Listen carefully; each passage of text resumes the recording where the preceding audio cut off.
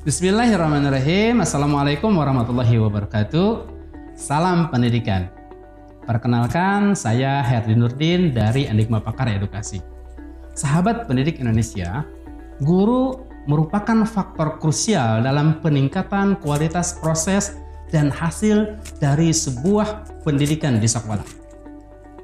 Guru harus memiliki kompetensi yang baik sehingga proses pembelajaran akan lebih berdampak pada hasil dan proses itu sendiri.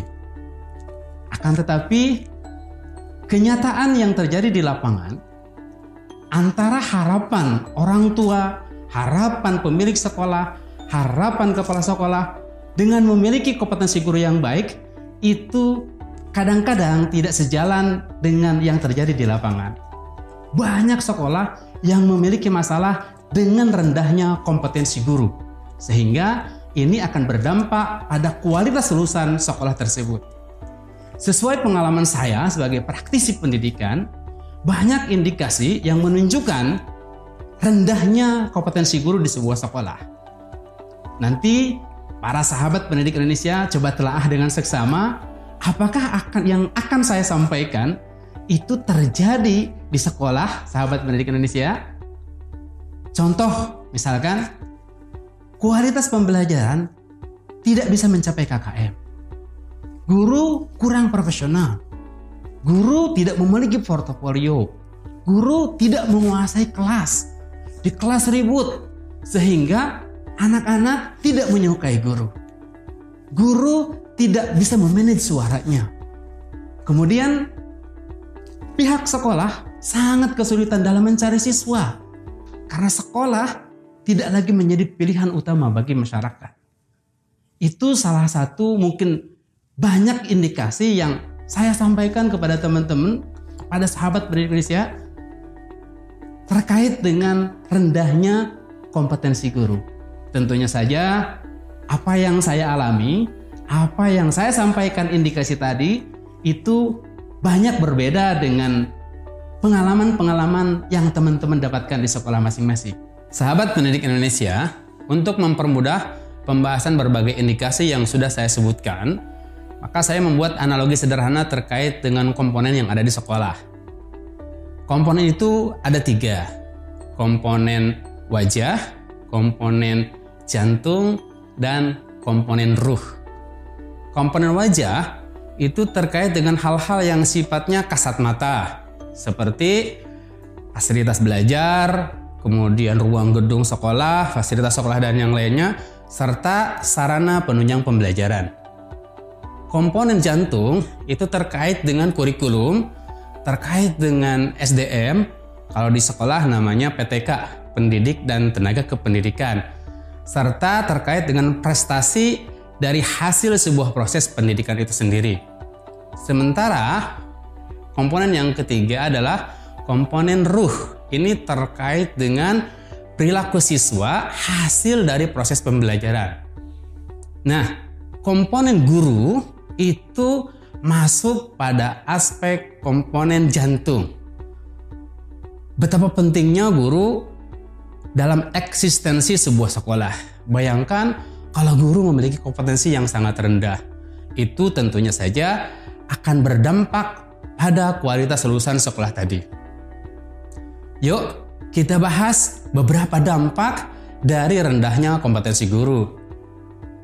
Yang pertama, nilai rata-rata akademik siswa itu di bawah standar KKM. KKM itu adalah kriteria ketuntasan minimal.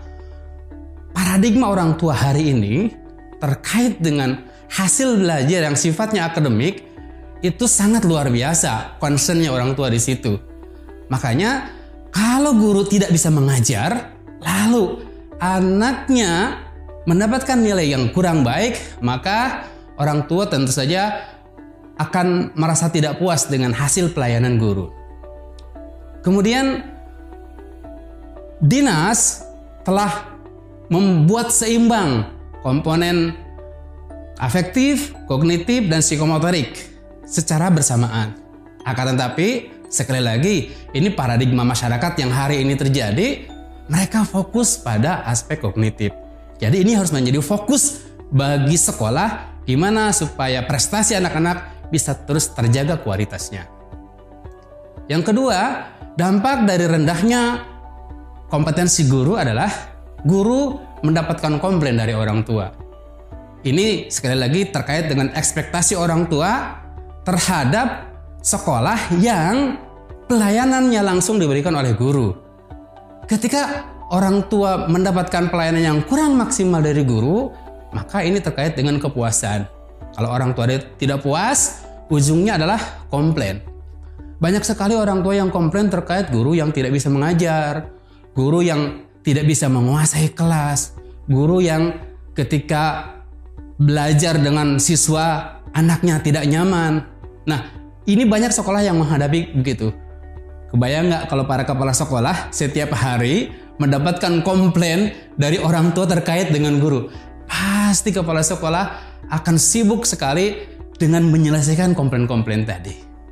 Yang ketiga, portofolio guru menjadi tidak ada. Kalau guru tidak punya kompetensi, maka dia tidak akan bisa membuat portofolio. Sementara portofolio itu merupakan ruhnya seorang guru. Dan kenapa menjadi penting portofolio guru? Karena di sistem pendidikan kita ada yang disebut dengan SPMI, Sistem Penjamin Mutu Internal, atau SPMP, Sistem Penjamin Mutu Pendidikan. Yang setiap 5 tahun sekali, kalau sekolah itu mendapatkan nilai akreditasi A, akreditasi maksud saya, nah itu nanti akan diulang reakreditasi. Portofolio itu kewajiban guru yang disiapkan untuk menyelesaikan akreditasi. Sehingga kalau portofolio guru lengkap, maka kapanpun sekolah diakreditasi oleh pemerintah, sekolah sudah siap. Dan pasti nilainya akan sangat memuaskan. Yang keempat, dampak dari rendahnya kompetensi guru itu adalah guru tidak disukai anak. Ketika guru tidak bisa mengajar, yang ada guru emosi. Karena guru tidak bisa menyampaikan materi, sementara anak tidak bisa menyerap materi. Sehingga muncul istilah yang disebut dengan guru killer. Ini berbahaya bagi sebuah sekolah ketika label itu melekat pada seorang guru. Dan kalau ini sampai kepada orang tua, contoh misalkan anak bercerita kepada orang tuanya, "Mama, di sekolahku ada guru killer, Bapak Anu." Ini dampaknya sangat negatif bagi sekolah. Sehingga harus perlu dijaga. Kompetensi guru itu harus terus ditingkatkan supaya guru bisa disukai oleh anak. Yang kelima, dampak dari rendahnya kompetensi guru adalah siswa menjadi malas belajar. Banyak siswa yang mogok sekolah gara-gara gurunya nggak enak ngajarnya.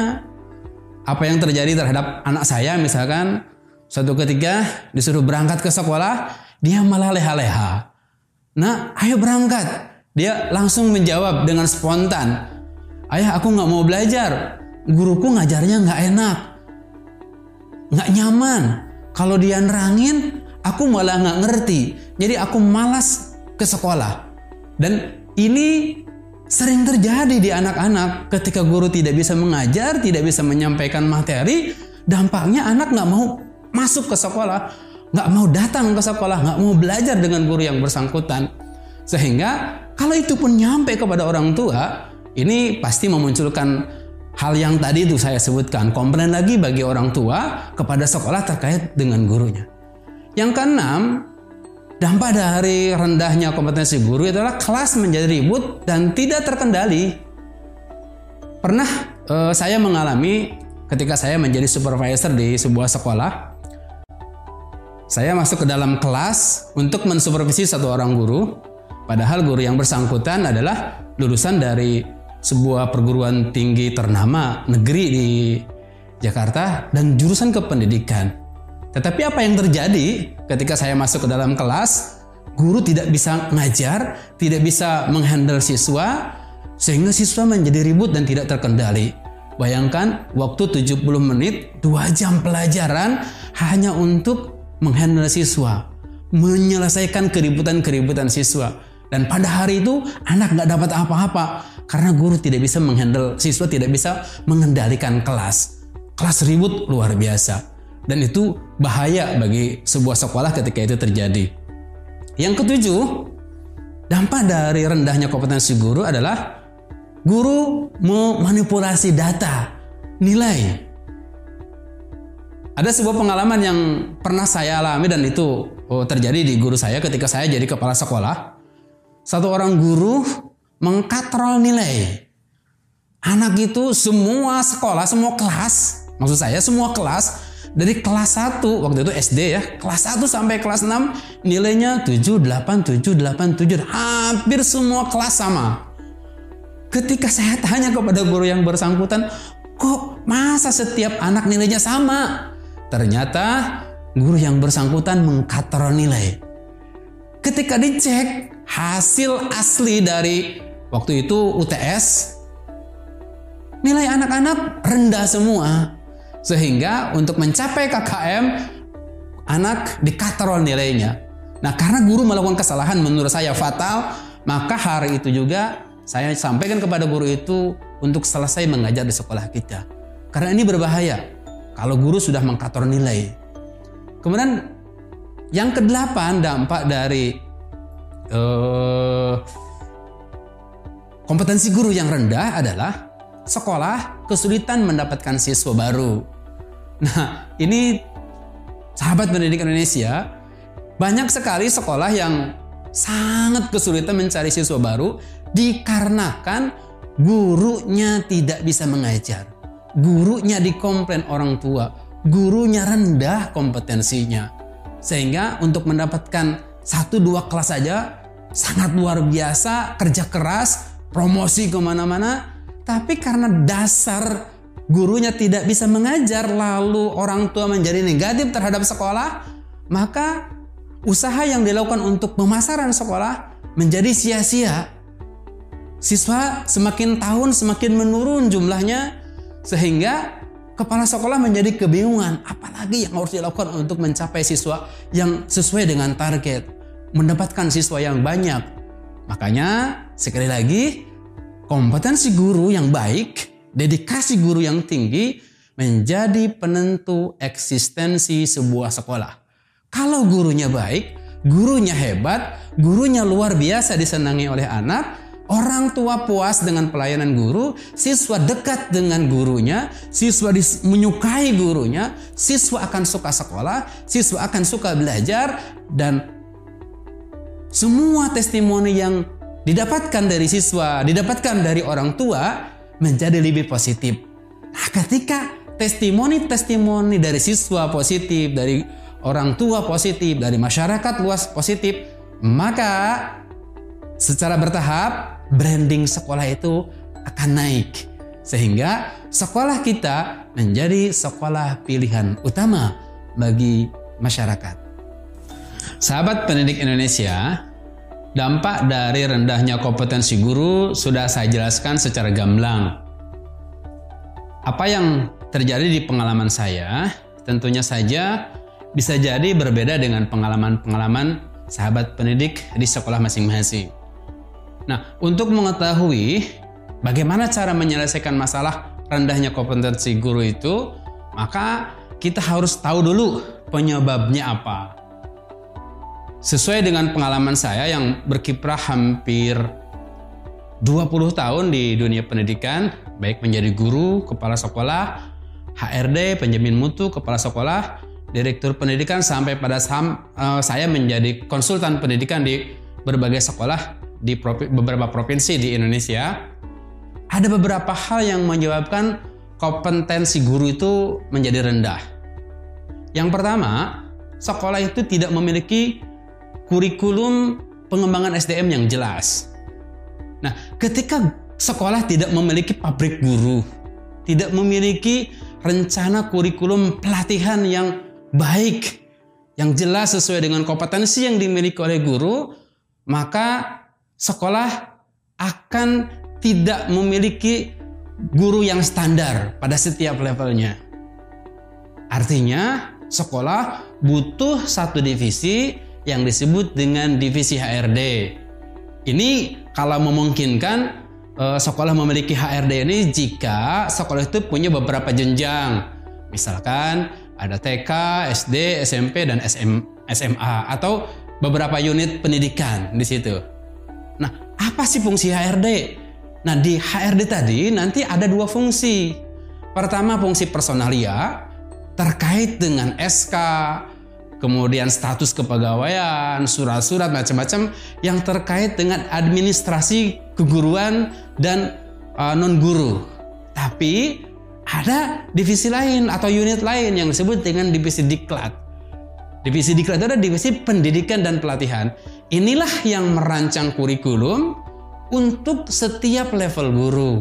Contoh, untuk wali kelas tentunya saja berbeda pelatihannya dengan guru bidang. Guru baru yang baru masuk ke sekolah kita itu berbeda dengan guru yang sudah lama.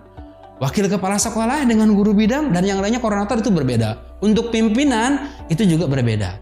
Ketika ini berjalan, HRD-nya berjalan, kurikulum pelatihan berjalan, maka sekolah akan memiliki standar guru yang jelas.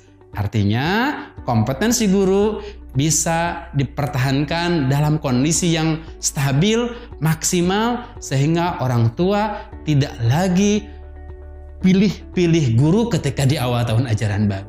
Itu yang pertama. Yang kedua, guru tidak profesional, dan ini banyak. Dalam pandangan saya, guru itu terbagi menjadi 3 tipe. Pertama, ada guru yang ikhlas belajar, ikhlas mengajar. Yang kedua, ada guru materialis. Guru materialis itu mengajar dijadikan sebagai keuntungan, ujung-ujungnya duit. Dia melaksanakan segala sesuatu tugasnya harus ada upahnya. Ada guru yang ketiga, yaitu guru yang nyasar. Orang bukan dari kependidikan, bukan jurusan pendidikan, tapi masuk dalam dunia pendidikan. Misalkan, mohon maaf, ada sarjana hukum masuk jadi guru, sarjana ekonomi masuk jadi guru, sarjana pertanian masuk jadi guru yang tidak punya didaktik metodik. Atau bisa jadi salah ngajar. Contoh, guru PAI menjadi guru olahraga. Nah, ini salah satu bentuk ketidakprofesionalan guru. Ketika guru tidak profesional, maka otomatis guru akan lemah dalam penguasaan konten. Ketika penguasaan konten lemah, maka murid belajarnya dengan guru yang bersangkutan, artinya proses belajar mengajar akan menjadi tidak sinkron. Karena apa yang ada di kepala guru dengan mata pelajaran yang diampu oleh guru tersebut berbeda background pendidikannya. Yang ketiga, dari sebab bagaimana rendahnya kompetensi guru itu adalah guru tidak disiplin. Banyak guru yang hanya menggugurkan kewajiban. Guru tidak disiplin ketika datang ke kelas, guru tidak disiplin ketika mengajar, guru tidak mengikuti SOP yang sudah diatur sama pimpinan sekolah. Salah satu disiplin itu adalah bentuk disiplin administrasi, bentuk disiplin administrasi.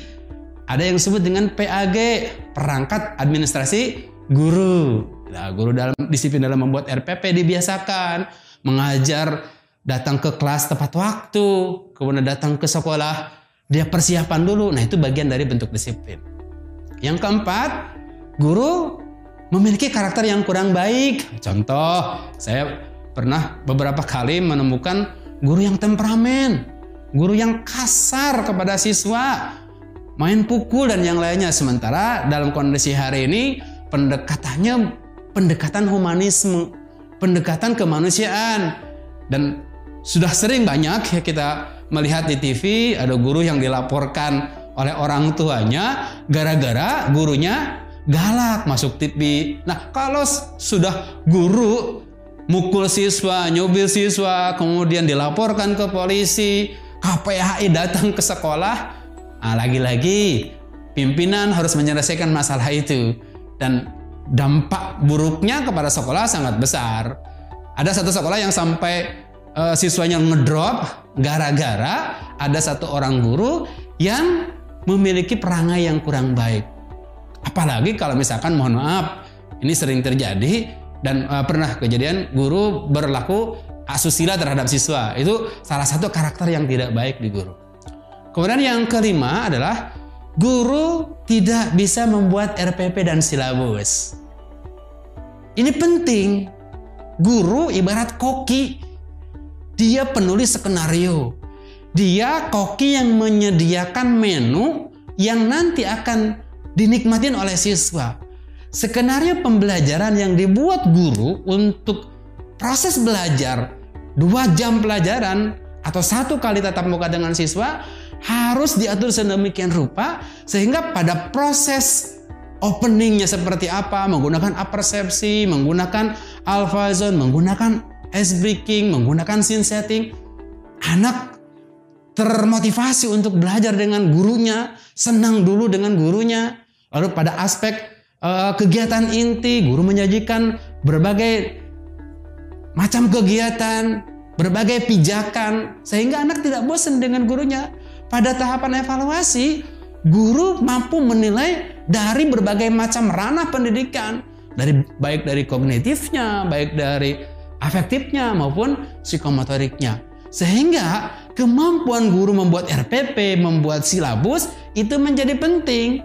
Dan kembali lagi, RPP dan silabus, program tahunan, program semester, soal, kemudian analisis soal, itu yang nanti menjadi bahan portofolio guru. Yang keenam, sebab yang membuat guru tidak kompeten atau rendah kompetensinya adalah strategi mengajar yang monoton. Apa tuh strategi mengajar? Strategi mengajar itu adalah aktivitas yang dinilai oleh guru. Banyak guru yang menggunakan metode ceramah. Nah, sebelum guru membuat aturan di strategi tadi atau menggunakan strategi tadi, guru harusnya meneliti dulu gaya belajar siswa. Makanya ada ungkapan, gaya mengajar guru harus sama dengan gaya belajar siswa. Kalau gaya mengajar guru sama dengan gaya belajar siswa, maka pembelajaran akan menyenangkan. Tapi sebaliknya, kalau gaya mengajar guru tidak sama dengan gaya belajar siswa, maka pasti pembelajaran akan sulit dan tidak menyenangkan. Sebetulnya tidak ada pelajaran yang sulit dan tidak menyenangkan. Yang ada adalah guru yang belum bisa mengajar. Oleh sebab itu, para guru harusnya tahu dulu di mana gaya belajar siswa, apa gaya belajarnya. Lalu modalitas apa yang cocok untuk siswa dengan kategori gaya belajar. Pastikan guru menggunakan multi strategi dalam setiap pembelajaran sehingga anak-anak akan merasakan nikmatnya belajar bersama guru. Pastikan setiap hari ada hal-hal yang baru yang dipelajari oleh siswa ketika berhadapan dengan guru. Guru layaknya menyajikan kejadian-kejadian istimewa kepada siswanya dengan multi strategi. Hari ini mungkin dengan game, besoknya dengan cerita, besoknya dengan presentasi, besoknya dengan parodi, besoknya lagi dengan CTL, besoknya lagi dengan problem solving. Banyak sekarang strategi-strategi pembelajaran yang harus dikuasai oleh guru sehingga guru pembelajarannya tidak monoton. Yang ketujuh, guru kurang menguasai siswa. Nah, salah satu kompetensi yang harus dikuasai oleh guru adalah faktor psikologis. Artinya, guru harus mengetahui psikologi siswa. Ketika ada siswa dengan kepribadian sanguinis misalkan, kepribadian melankolis, kepribadian pragmatis, atau bahkan kepribadian koleris, nah itu cara penanganannya berbeda-beda. Ketika guru tidak mengetahui kepribadian siswa, maka pasti guru yang bersangkutan akan menghadapi siswa dengan cara yang sama, padahal siswanya berbeda. Dan ini pasti tidak akan nyambung apa yang dilakukan oleh guru dengan apa yang seharusnya dilakukan. Tidak nyambung antara kebutuhan siswa dengan apa yang diberikan oleh guru. Itu yang ketujuh. Yang kedelapan, banyak guru yang gaptek. Sahabat pendidik Indonesia, era hari ini adalah era industri 4.0. Guru harus melek teknologi. Kebayang nggak guru yang contoh misalkan seusia saya harus ngajar yang anak milenial kayak sekarang. Yang setiap hari mainannya smartphone, mainannya macam-macam. Kita dulu zamannya Pentium berapa gitu. Sementara anak-anak kita mainnya internet, mainannya kuota dan yang lainnya. Kalau guru tidak bisa menyesuaikan pengetahuannya dengan pengetahuan zaman sekarang, hilang guru itu. Gaptek, guru tidak bisa ngajar.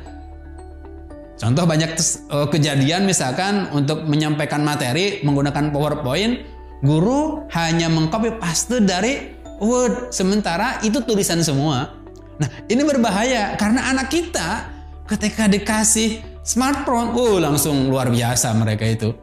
Nah, ini guru harus gapteknya dihilangkan. Makanya tadi fungsinya HRD itu salah satunya adalah mengupgrade kemampuan. Salah satunya adalah kemampuan IT. Itu terkait dengan penyebab guru tidak memiliki kompetensi yang baik. Nah, tentunya saja sekali lagi sahabat pendidik Indonesia, itu akan berbeda pengalaman yang saya alami dengan yang teman-teman semua atau sahabat pendidik alami di sekolah masing-masing. Lalu bagaimana cara mengidentifikasi kompetensi guru itu lemah atau baik? Nah, saya biasanya menggunakan 3 instrumen. Pertama, instrumennya adalah instrumen hasil belajar. Artinya apa? Kualitas belajar siswa. Kalau saya bilangnya adalah rapot siswa. Nah, ini ada 2 instrumen. Pertama, instrumen yang hasil belajar siswa itu dalam bentuk persiapan.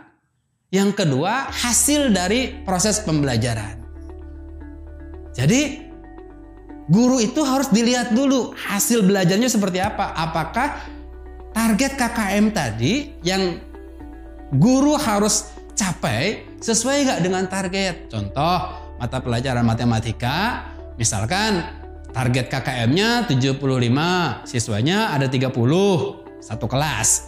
Nah, kira-kira sekolah menerapkan berapa siswa yang harus target KKM-nya selesai?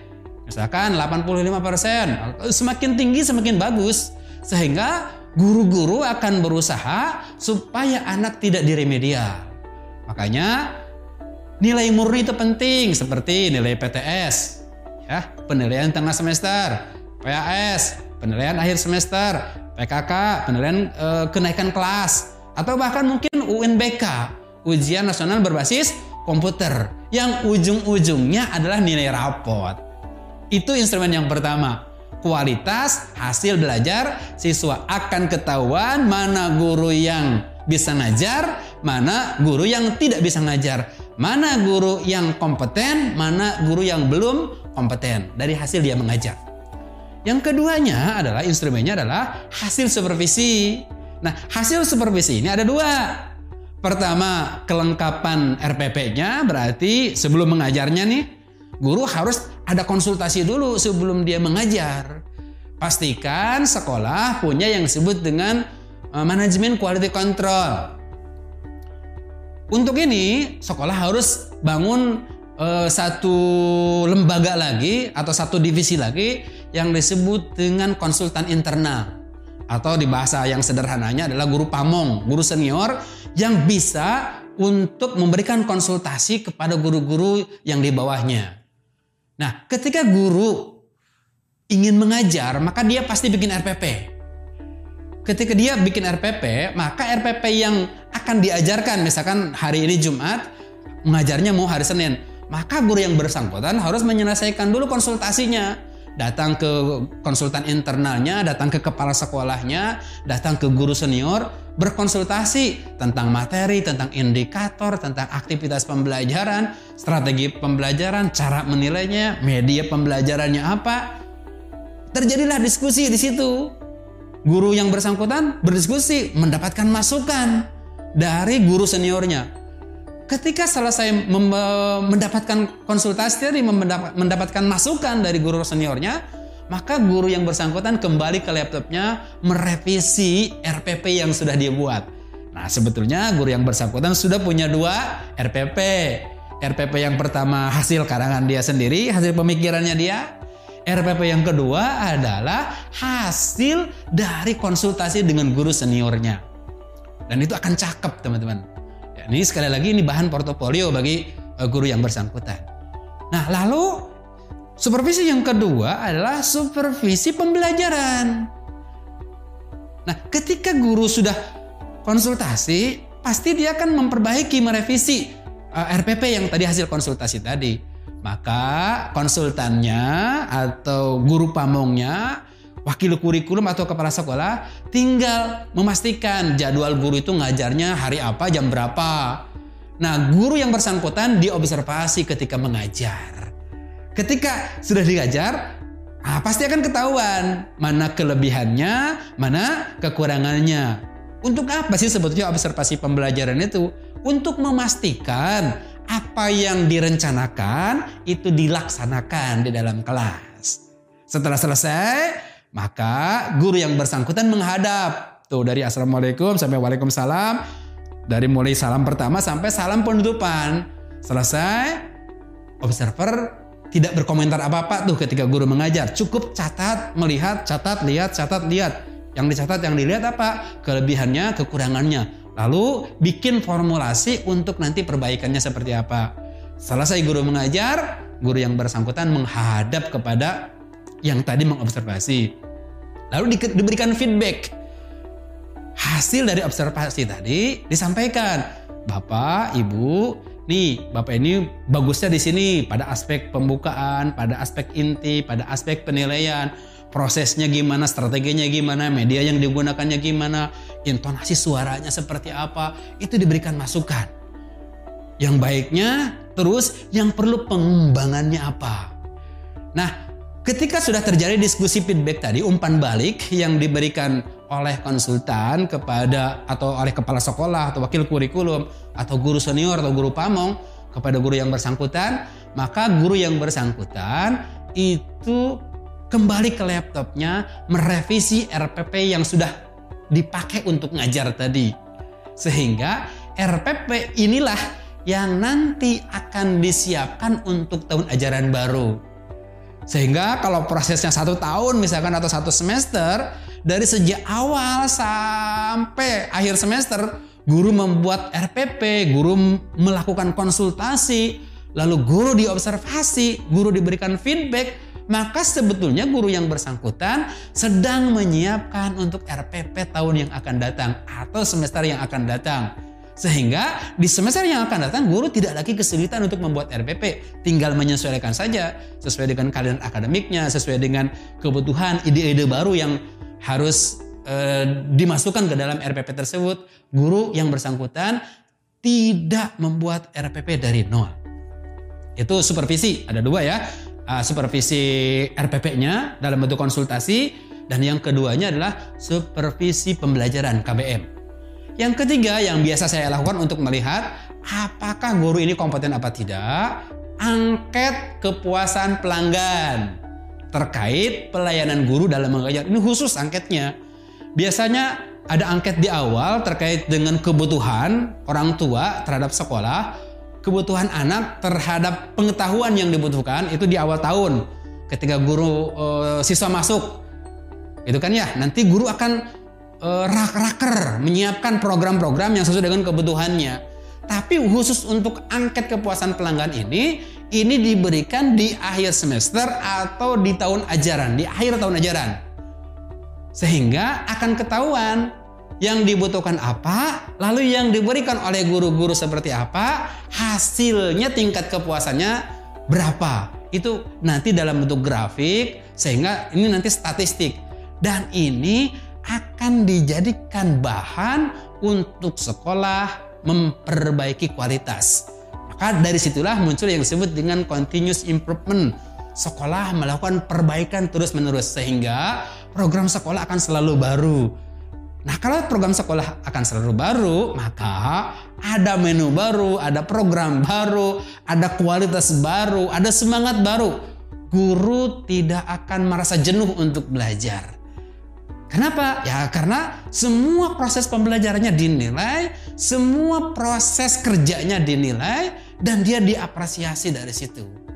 Nah, ini 3 alat yang biasa saya lakukan. Sekali lagi, belum tentu teman-teman juga sama melakukan hal yang saya lakukan. Pastinya pengalamannya berbeda-beda. Ini sebagai bahan masukan bagi teman-teman, 3 alat ini bisa mendeteksi kualitas kompetensi guru. Sahabat pendidik Indonesia, dampak dari rendahnya kompetensi guru, sebab dari rendahnya kompetensi guru, serta instrumen yang digunakan untuk mendeteksi kualitas kompetensi guru sudah saya jelaskan secara gamblang kepada sahabat pendidik. Pada pembahasan kali ini saya ingin ngasih solusi, tips dan trik bagaimana cara meningkatkan kompetensi guru di sekolah kita semua. Sebelum saya membahas lebih jauh tentang solusi, maka sahabat pendidik harus mengerti dulu terkait dengan kompetensi yang harus dimiliki oleh seorang guru. Ada 4 kompetensi yang harus dimiliki oleh seorang guru. Pertama adalah kompetensi pedagogik. Ini terkait dengan penguasaan konten. Bagaimana guru cara membuat RPP, bagaimana cara guru menguasai materi pembelajaran sesuai dengan yang diampunya. Kemudian kompetensi profesional terkait dengan metodologi. Termasuk profesional itu adalah sesuai dengan background pendidikannya. Saya menyebutnya 2 kompetensi ini sebagai hard skill yang harus dikuasai oleh seorang guru. Kompetensi yang ketiga adalah kompetensi kepribadian. Dan yang keempat, kompetensi sosial. Artinya apa?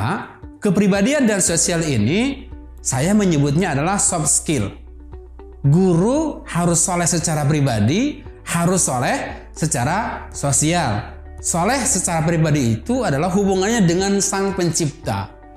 Jadi guru ibadahnya harus kuat. Sehingga ketika dia berbicara di hadapan siswanya paham langsung materi yang akan diajarkan, bahkan materi yang disampaikan itu mampu menyerap ke hati sanubari siswanya sehingga masuk pada memori jangka panjang. Guru juga harus soleh secara sosial karena perilaku guru itu cerminan dari perilaku siswa. Oleh sebab itu, guru harus menjadi teladan yang baik bagi siswanya, bagi masyarakat. Ketika guru hidup di masyarakat, maka jabatan guru itu melekat 24 jam. Kita sering melihat, bahkan mendengar di masyarakat, Bapak Guru panggilan yang tersayang bagi seorang guru, dan itu bagian dari penghormatan. Ketika guru memiliki 4 kompetensi ini, maka saya yakin sekolah akan memiliki kualitas yang baik.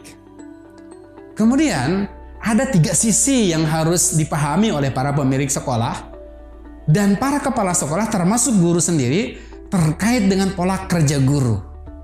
Yang pertama, sisi yang pertama itu adalah paradigma. Ini terkait dengan pola pikir. Kenapa saya menjadi guru? Apakah saya menjadi guru ini, profesi guru ini benar-benar apa yang saya inginkan?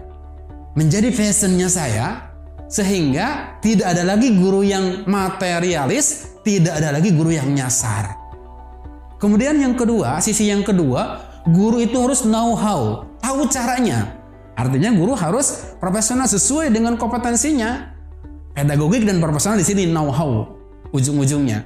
Guru harus paham betul bagaimana cara ngajar, cara membuat RPP, cara membuat silabus, cara membuat anak senang dalam belajar, cara memotivasi siswa, cara mendisplay, men-setting, banyak banget ilmu yang harus dikuasai untuk menjadi guru. Jadi pekerjaan guru itu bukan hanya pekerjaan yang hanya transfer pengetahuan, tapi juga transfer nilai.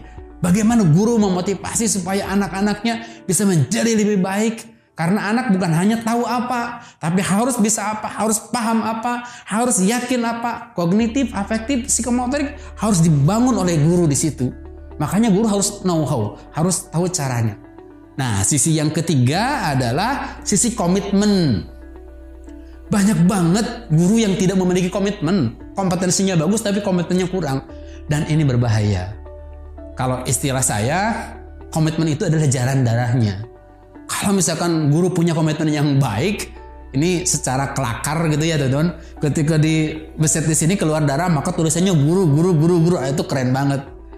Artinya guru sejati. Banyak contoh-contoh guru yang hebat. Contoh misalkan karakter yang dimunculkan di film Laskar Pelangi. Itu kan luar biasa. Bu Muslimah ini salah satu contoh. Para kiai guru-guru kita yang ngajar tanpa pamrih, tanpa dibayar, tapi menghasilkan hasil didikan yang luar biasa. Nah, 3 sisi ini harus dikuasai betul, harus dipahami betul oleh yayasan, oleh pemilik sekolah, oleh kepala sekolah, bahkan oleh guru itu sendiri. Sehingga ketika guru yang bersangkutan masuk ke dunia sekolah, masuk ke dunia pendidikan, maka dia akan bekerja sesuai dengan kompetensinya, sesuai dengan perintah yang memberikan profesi tadi. Artinya apa? Guru bisa jadi teladan, guru bisa jadi amanah.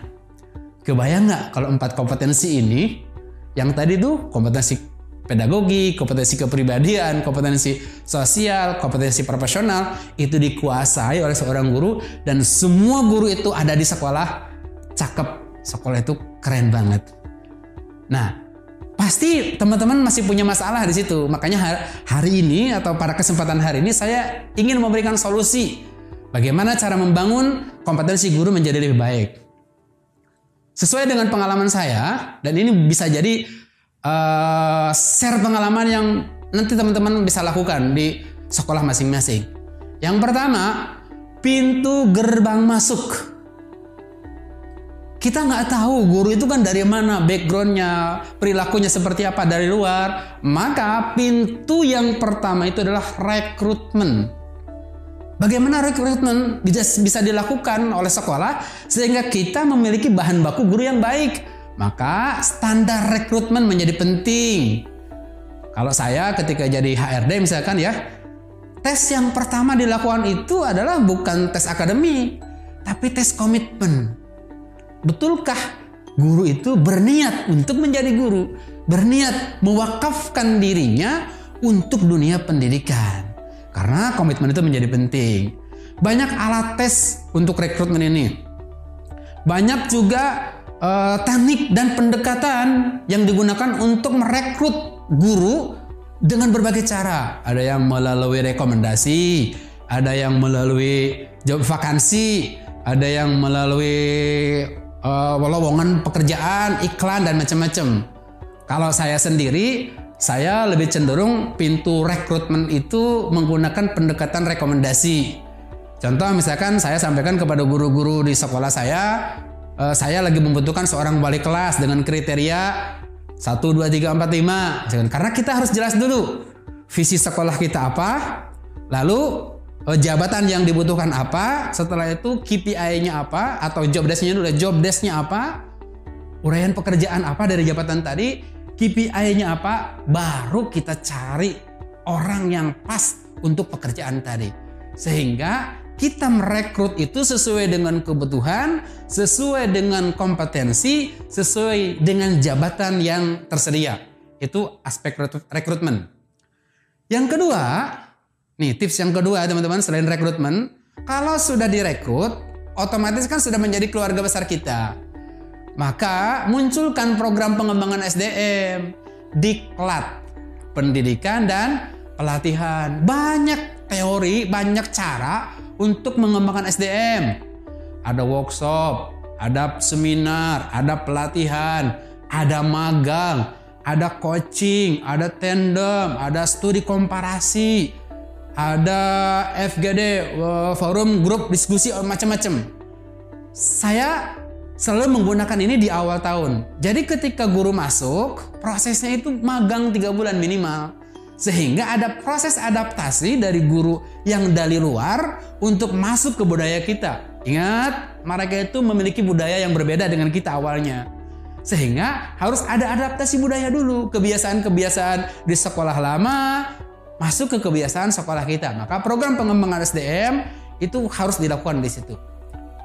Yang berikutnya ketika dia masuk di situ teman-teman, harusnya ada program pengembangan SDM yang berjenjang. Untuk guru baru, materi trainingnya beda dengan guru lama. Untuk kepala sekolah juga berbeda. Makanya setiap jabatan yang ada di sekolah kita harus memiliki kurikulum pelatihannya.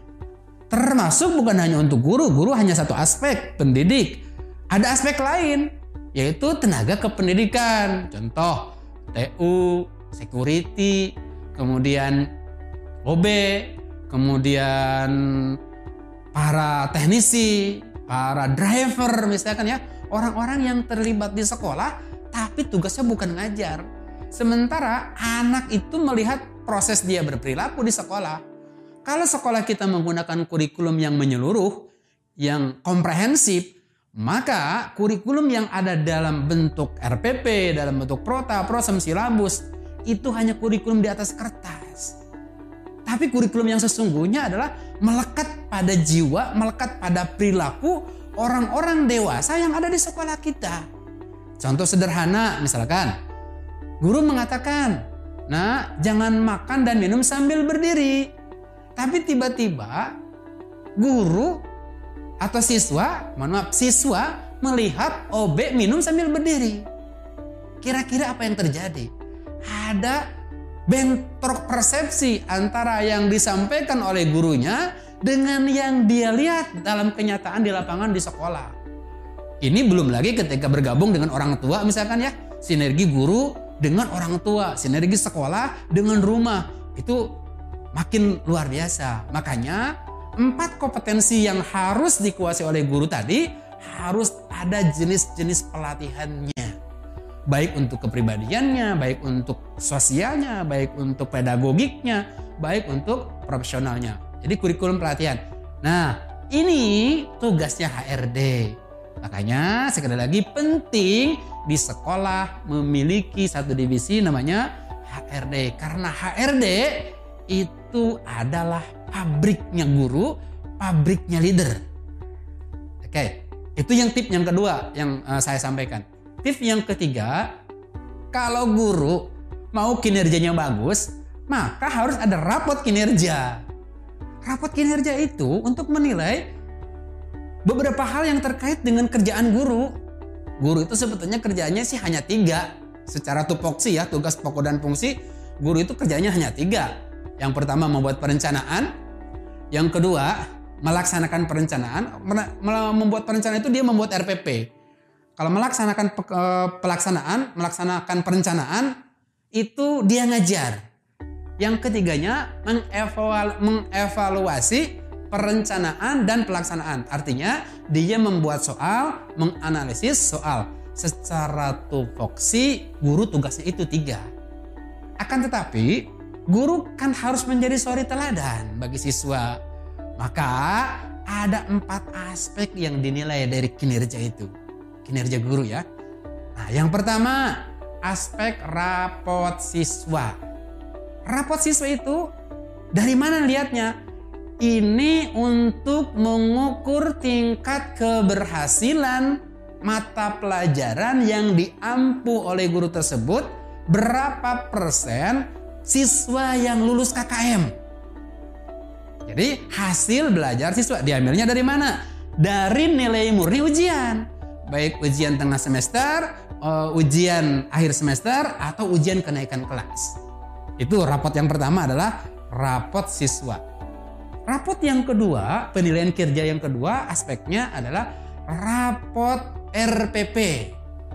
Nah, rapot RPP ini ada 3. Ada 2, mohon maaf. Ada 2 rapot RPP ini, ada 2. Yang pertama rapot konsultasi, yang kedua rapot observasi.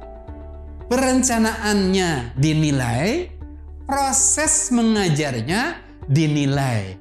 Dan ini ada standar kelulusannya. Berapa standar kelulusannya? Terserah dari kebijakan sekolah. Contoh, kalau di sekolah saya, karena saya ingin guru itu ngajarnya baik, maka standarnya minimal banget itu 85. Dari kategori 100, guru harus 85 nilainya. Itu baru dinyatakan lulus. Jadi kalau guru 84 berarti review tidak lulus di situ. Kenapa? Ya karena tadi saya berharap dengan semakin tinggi kriterianya, guru semakin baik kualitas mengajarnya, kualitas RPP-nya. Yang ketiga, rapot itu adalah rapot kreativitas. Rapot kreativitas itu memunculkan inovasi-inovasi yang dilakukan oleh guru. Jadi setiap guru kerja, setiap guru melakukan sesuatu yang baru, berprestasi, maka dia dinilai. Nah, apa contoh misalkan rapat kreativitas? Contoh, guru membuat media pembelajaran, guru jadi narasumber dalam sebuah pelatihan, guru mengikuti pelatihan, kemudian guru membuat proyek, guru membuat sesuatu yang layak jual seperti karya ilmiah atau PTK dalam istilah kita, penelitian tindakan kelas. Guru membuat buku, guru membuat jurnal. Nah, berikutnya guru menghantarkan anak menjadi juara. Misalkan ya, guru menjadi narasumber. Wah, itu kan keren. Itu menjadi aspek kreativitas yang dinilai oleh kepala sekolah atau dinilai oleh sekolah untuk rapot kreativitas guru. Dan yang keempat adalah rapot perilaku. Nah, ini yang paling susah sebetulnya tuh, sahabat pendidik Indonesia. Cara nilai perilaku ini sangat susah. Karena ini terkait dengan apa? Dimensi kinerja, dimensi gugus tugas, dimensi ketaatan kerja, dimensi kesolehan tersendiri. Itu kan rapat perilaku seperti absen, ketepatan hadir, kehadiran itu sendiri. Itu dinilai dalam bentuk rapat perilaku. Nah, ada beberapa sekolah yang menambahkan dengan rapat khusus. Contoh misalkan di sekolah yang notabene bilingual, maka kemampuan bahasa Inggrisnya dimunculkan jadi rapot tersendiri. Sehingga ada muncul yang disebut dengan English course, gitu kan di situ. Atau di sekolah yang Islam, misalkan ada hafalan Quran. Guru setiap tahun harus nambah hafalan Qurannya. Atau guru harus ngikutin pengajian bulanan yang diselenggarakan di sekolah. Nah, itu dimasukkan ke dalam bentuk rapot khusus bagi sekolah tersendiri. Nah, kalau teman-teman mau menggunakan itu, mau yang 4, mau yang 5 terserah. Mau cukup dengan kreativitas, rapot siswa, rapot kemudian perilaku, rapot RPP, itu sudah cukup mewakili proses pekerjaan guru. Tapi kalau mau ditambahkan dengan rapot khusus, kekhususan teman-teman itu akan menjadi keunggulan tersendiri. Sehingga mohon maaf, guru yang rajin dengan guru yang kurang rajin, penghasilannya akan berbeda. Guru yang kreatif dengan guru yang tidak kreatif, penghasilannya akan berbeda. Disitulah guru berlomba-lomba dalam kebaikan. Dari rapot kinerja itu nanti memunculkan kriteria guru. Ada guru yang hanya justel gitu kan ya. Guru yang medium teacher, guru yang good teacher, guru yang inspire teacher. Itu nanti ada tersendirinya, sehingga nilai kesejahteraannya pun itu berbeda-beda dan sekolah harus menyiapkan itu. Kemudian yang keempat itu adalah sistem kompensasi. Nah, ini penting. Motivasi guru bekerja itu ada 2. Yang pertama adalah inner motivasi, motivasi dalam dirinya. Tapi ada yang kedua, outer motivasi. Motivasi yang pihak luar yang menyediakan sehingga guru termotivasi. Banyak sekali sekolah yang menerapkan kompensasi yang sama dengan semua jenis guru atau semua jenis kompetensi guru. Guru yang hebat dengan guru yang kurang hebat dibayar sama. Padahal kan itu tidak adil secara kompensasi. Makanya harus lebih jelas kompensasinya. Mana guru yang baik, mana guru yang kurang baik, mana guru yang keren, mana guru yang belum keren, mana guru yang kreatif, mana yang guru belum kreatif. Itu jelas kompensasinya. Sehingga guru akan termotivasi untuk mencapai standar yang disiapkan oleh sekolah. Sehingga ketika sekolah mendapati satu guru tidak memenuhi standar, maka sekolah berhak untuk melakukan beberapa hal. Kalau di sekolah saya misalkan ya, dikasih kesempatan kalau guru tidak lulus satu rapot, kan nilainya berbeda, berkurang artinya kan. Nah itu dikasih kesempatan 1 semester, 2 semester. Tapi kalau dia sudah tidak lagi sanggup untuk ngikutin standar yang kita terapkan, maka kita jangan bermain-main di situ. Karena tuntutan orang tua semakin hari semakin luar biasa. Tidak boleh bermain-main dengan kuantitas atau kualitas SDM. Harus kita memiliki aturan yang jelas, aturan yang stabil, sehingga guru kompensasinya jelas, kemudian kompetensinya juga jelas. Nah, yang kelima, teman-teman, ini pengembangan dari sistem kompensasi tadi, ada yang disebut dengan jenjang karir. Jenjang karir itu harus jelas. Kalau perlu, jenjang karir itu termaktub dalam struktur sekolah. Kalau saya lebih suka di sekolah itu, struktur itu dibagi menjadi 2 aspek. 2 aspek bagian besar. Kalau sekolah itu punya beberapa unit, maka ada yang disebut dengan pejabat struktural. Nah, ini aspek struktural itu kepala unit. Kepala unit ini contoh unit TK, pasti kan dengan keluarganya tuh. Ada wakasek, ada koordinator macam-macam. Kemudian yang keduanya ada SD, SMP, SMA, itu masing-masing punya karakter tersendiri, struktur tersendiri tuh. Tapi ada penopangnya yang disebut dengan pejabat fungsional. Nah, pejabat struktural sifatnya user.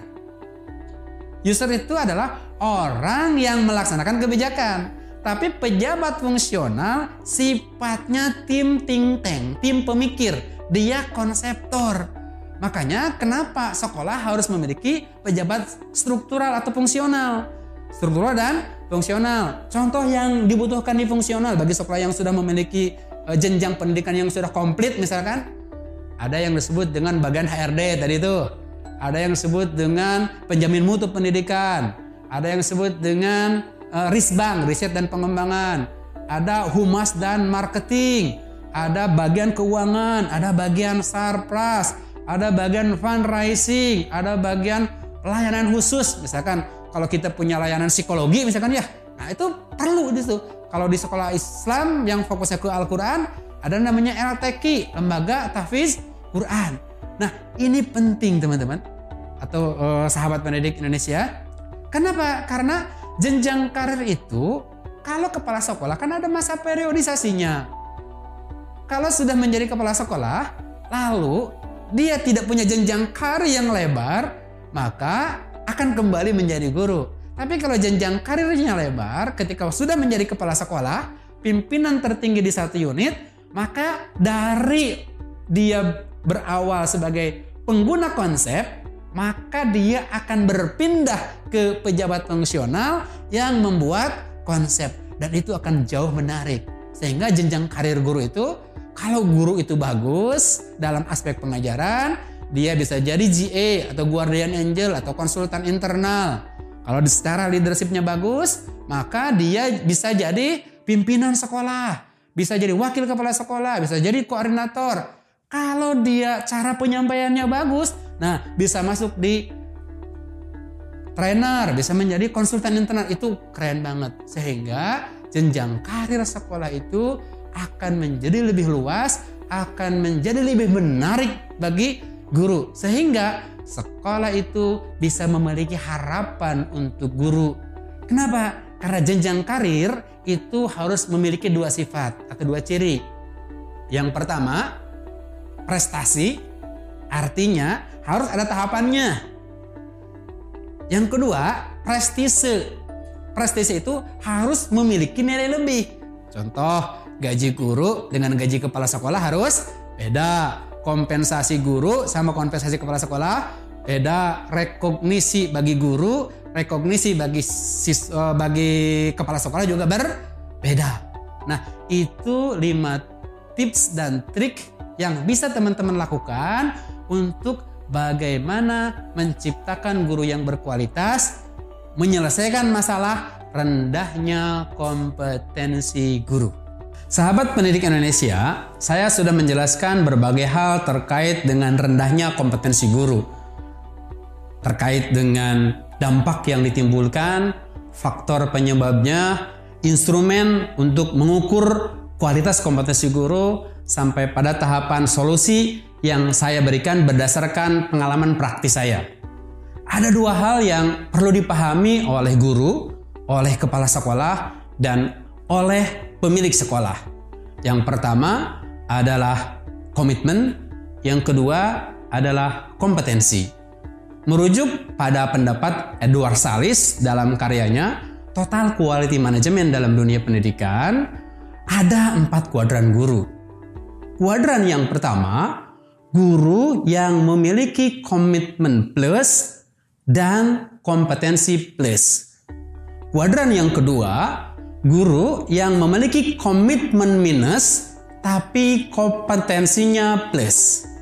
Kuadran yang ketiga, guru yang memiliki komitmen plus tapi kompetensinya minus. Sementara kuadran yang keempat, guru yang komitmennya minus, kompetensinya juga minus. Bagaimana cara mentreatment keempat kuadran guru tadi? Bagi guru yang kuadran pertama, komitmennya plus, kompetensinya plus, maka masukkan ke lingkaran kita, masukkan ring 1 kita dengan cara 2 hal. Yang pertama, nyamankan hatinya. Yang kedua, amankan dapurnya.